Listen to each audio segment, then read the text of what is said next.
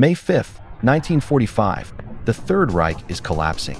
Hitler is dead, and the war in Europe is taking its final breaths. But in the frozen mountains of Austria, inside a 13th century castle, something impossible is about to unfold.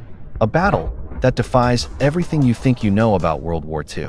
Inside Castle Itter, high-value French prisoners wait for their fate, surrounded by a fanatical SS unit, with clear orders: eliminate everyone, leave no witnesses.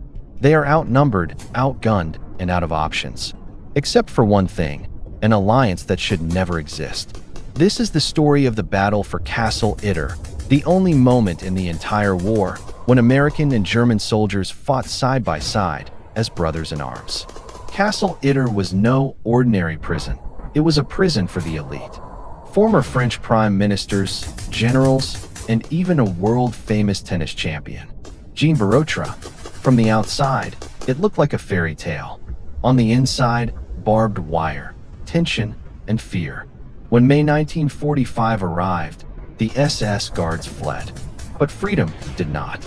A nearby Waffen-SS division, known for its brutality, received a final order: clear the castle.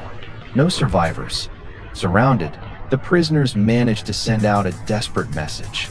And that message reached a man, Major Joseph Gangl, a German officer who already knew the war was lost.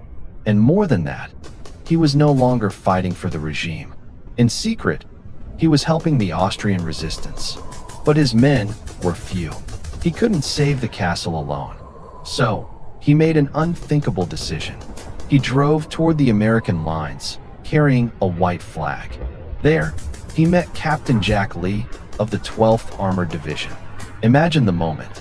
A German officer standing before an American captain, saying, "There's a castle full of French prisoners, and the SS is coming to kill them. Will you help me?" And without hesitation, Jack Lee said yes. A tough Texan, direct, hardened by war. Against orders, he moved out. One single tank, nicknamed Besotten Jenny, and a handful of men. Together, Americans and Germans climbed the mountain. When they reached the castle, the prisoners were stunned. They had been waiting for the US Army, but instead, they saw a German officer and just one tank. On the morning of May 5th, the forest around the castle began to move. More than 100 SS soldiers closing in. And then, the silence shattered. Gunfire, explosions, machine guns tearing through the air. Inside the walls, the defense was chaos, almost unreal. American soldiers, Wehrmacht troops, and even elderly French politicians picking up rifles, defending the gate. Then, in the heat of battle, a defining moment. Major Joseph Gangl spots a French leader exposed to enemy fire. Without hesitation, he runs, throws himself forward to save him. And in that instant, a sniper's shot cuts through the air. Gangl falls, a German officer dying to protect Allied prisoners. A final act of redemption. By midday, the situation was critical. The tank Besotten Jenny destroyed. Ammunition running out. The SS preparing for the final assault. Everything pointed to the end. But then, a distant sound. Sirens, engines, and hope. The 142nd Infantry Regiment had arrived. The SS pulled back, vanished into the forest, and the impossible alliance held the line. Captain Jack Lee was awarded the Distinguished Service Cross. Later, he would sum it all up in just a few words. "It was the damnedest thing I ever saw."